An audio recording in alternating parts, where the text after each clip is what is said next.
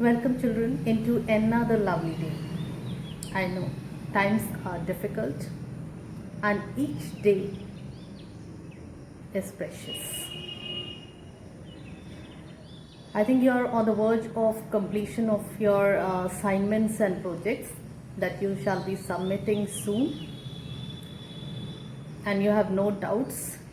With regards to syllabus, children, syllabus English 1 has no change at all. Please keep in your mind, it has no change at all, nor in the portion, nor in any of its pattern of the paper. It remains same. And then with regards to your English 2, the short story section, that is your prose section, 2 stories have been done away with, that is they have been removed. So you are left with only 8 stories to prepare. So what are those stories that have been left? That is, one is the Blue Bee, the other one is All Summer in a Day. So I hope you have no doubts regarding the syllabus of your short stories or portion. Fine. So we move on to chapter 13, personal writing. Personal is always like you feel curious to know, isn't it? That is why Bigg Boss that you watch on your television is a big hit. Then stories and gossips of actors and actresses are a big hit in the market because people want to get a sneak peek into the personal lives of these models and heroes and heroines, isn't it? Then when we gather, we also want to know what's going in the personal lives of others. Some may be very inquisitive, some may be less. But it always arouses interest. And that is why personal writing compositions become very interesting to read. See, situations may be similar, just like the COVID situation. It's similar for everybody. But everybody has different experience. When you sit to narrate your personal experience in this COVID life, you will find that no two persons will have the same experience. Some may be quite depressed and living each day in fear, while some with the positive part or positive aspect in their lives, they live each day with enthusiasm. So that is what makes the difference. Then when we talk about even journeys from one place to another, in the same train with the same company or same group of people around, but two persons will always differ in their experience. Just like this morning today, I feel it's so pleasant. Another person may feel it's bright sun and it is not that soothing. I may like the twittering of the birds. I may not be disturbed by the honking of the horn or the moving of the vehicles in the morning hours. Another will say that it's quite disturbing. I may feel it that life has started with these moving of the vehicles, the sound of these motor vehicles moving on the road. Another may feel that it's too early and it's quite disturbing. So no two person will have the same experience in the same situation. And so when you write, when you express, it becomes very interesting to hear. That is why all the autobiographies and biographies have been a big hit when they are written, isn't it? We want to know what has been going in the lives of others.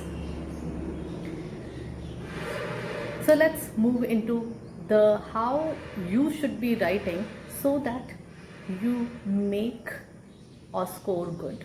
Of course, the very first thing that every time I should be telling about is your grammar. Maintain a proper sentence structure. Your grammar, your spelling, your punctuation should be perfect. And for this, extra reading is always advised. So keep on reading good books, keep on reading good literature, keep on reading, listening, and it will automatically improve your writing skills, children. Whether it's personal, whether it's descriptive, any type of essays, you will be able to write properly. See, it's not about some people say, I have written a wonderful matter. Okay, fine, I have made some mistakes in grammar and punctuation. They feel that that should be overlooked when it comes to matter and content. Children, you are being tested of your language skills through essays, through letters, through email and notice, through comprehension passage, through functional grammar. So naturally this becomes important. Your grammatical errors and your syntax, your sentence structures, your functions naturally need to be assessed. So write it properly. And even children, if it were not for your assessment, when you write wrong English, when you don't write it grammatically correct, you don't like to read, or it may give a wrong meaning. It may not actually be able, the person may not be able to express what actually he wants to say, and you may take it in a wrong way. There could be a miscommunication. So for this reason, language has to be mastered. And for that, lots of reading, writing, listening is required. Okay, let's move on to our guidelines. Fine, that is required. Now first is write from your memory to make it lively. See, avoid being too personal into it. Of course, you are writing a personal composition, but sometimes writing too much of personal things is not good, because that is becomes like it should be it's not that everything has to be communicated. For example, if you are into your journey and you have had a very nasty experience, avoid that. You have to make it's for the writing, the composition, so that you can score and give the other person also, the examiner or the person who is reading, a very positive vibes. And for that matter, you have to be very prudent when you are selecting what to write and what not to write of your experience. So avoid being too personal, and besides, it should be from your memory. See, anything that you have not experienced, that you have not gone through, children, you won't be able to express well. Okay. Now we move on to our next point, that is arrange it in logical sequence. Now here what I mean by, when you talk about the personal writing, what you mean by the logical arrangement is at times you are into flashbacks. You express from the flashback, then you move on to the present time. So of course it's good, it's not a wrong way, it's not a bad idea of expressing yourself, but too much into, see, you have a limitation of 300 to 350 words, and too much into the flashback and coming back and narrating the present moment may not be very feasible. Means every time going and coming into the flashback, you might you may come across confusing the other person. So see that you arrange your things logically. The chronology could be maintained, and that makes you express better. Then the next one, the topics at times may, unusually, what could be the topics? Naturally, some ordinary things around. So the topics may seem to be ordinary, but you have to present it with fresh details and in a new and interesting order, so that it may appeal to the readers. Okay? Let me come with one example now. Like, you are journeying, okay? You are journeying, you're telling your first ever journey by train alone. Now, in reality, it could be like your parents dropped you at the station and helped you to board the train, and then you sat there, you knew the formalities when the TT comes and all, you were done up with that, and you have a 12 hours journey or somewhere, and so you take a book, you read through, you have your mobile, you play a game, and that's all, and then you sleep and you reach your place. So not much is done, of course, but then how will you make it interesting? You have to give the details of the people around, of the situation around. Some incident could be added, so you could make it interesting and imbibe or bring or create interest for the other person to read what happened the next. See children, remember your narrative essays. It's very similar to that. So take the help of the narration here and a little bit of description also from the descriptive part of the essay, how you have to describe the people around, the things around your place and what you are observing. And of course narration, it's very similar to narration. So take narrative essay in your mind when you are writing this personal composition. Then with regards to like a morning walk, regular morning walk or mornings every day may seem ordinary, but you have to make it interesting, because mornings are very different for each of you. So here, that previous point, that your personal observation should be expressed. What you observe, I may be observing not everything in the morning, what you might be observing. For you, for me, even if this newspaper vendor, newspaper hawker, he goes and the way he throws and aims his newspaper and is able to throw it on the second floor also as newspaper, for me it may seem very interesting. That's a skill. But for you or for anyone else, it could be something not something that may go unnoticed. So see, the thing is what you have observed. Express those things, and that makes it personal and interesting. Then be selective in what you describe. Your personal writing doesn't have to be totally true to your experience, children. Of course, you have to, it has to be based on the personal experience, but adding something extra will make it always interesting. I hope you understood what is personal writing now. Now open your books at page 190. Open your books at page 190.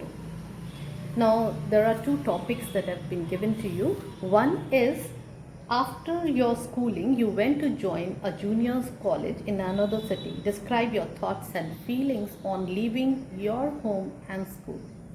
And the second, state with relevant incidents how the reading habit has made you a better human being. So select one out of these two topics and write it in your copies. See children, each topic that I've been dealing with, different topics of essays, I've been asking you to write at least one essay on that, one composition on that. So please keep yourself up to date in your copy work. Anytime you may be asked to submit it. So please maintain your homework. Then open at page 191 also. Now in the same chapter we have this precision in summary writing. Now this precision in summary writing will help you in your comprehension passage, that is question number 4 of your question paper. Question number 4, and in the questions you have this presse writing, that write in 50 words. Okay, so this will help you a lot. There's a passage,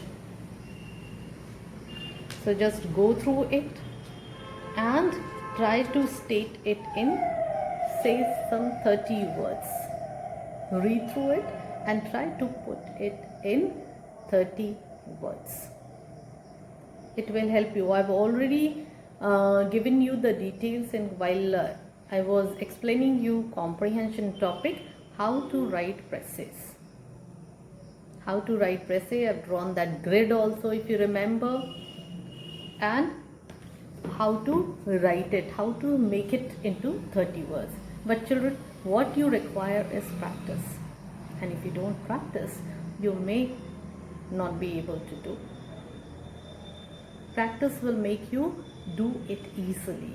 So keep practicing children. If it were the regular school days, the class days, I could have been checking your work and would have been asking you to do it like accordingly. But because we are into another situation, and so only what I could do is make a request, and you should comply with that. Okay, now we move on to another part of it children, with regards to your exercises from chapter 11 onwards. Please keep doing it. I'll be soon sending the PDF, that is answers for that. Compare your answers and correct it. Children, in some of the parts, especially when it comes to question number 5, C and D, there could be several other answers also. Like you could be transforming the sentence different than what is given in the PDFs. Not all the options can be given. So what you have to maintain is, when you are transforming it, first of all, it should not change the meaning of the sentence. That you have to keep in mind. And the second thing is, it should not change the tense except for your direct and indirect. Okay? Otherwise, keep the tense same. Because this is what children make mistake. They change the tense. Will become would, can will become could when you are transforming. No, it's only for your direct and indirect, where you have to change the tense. Of course, number person may change here and there where it is required, an active and passive. Immediately children should recall what type of change you have to bring, and that too will come through practice.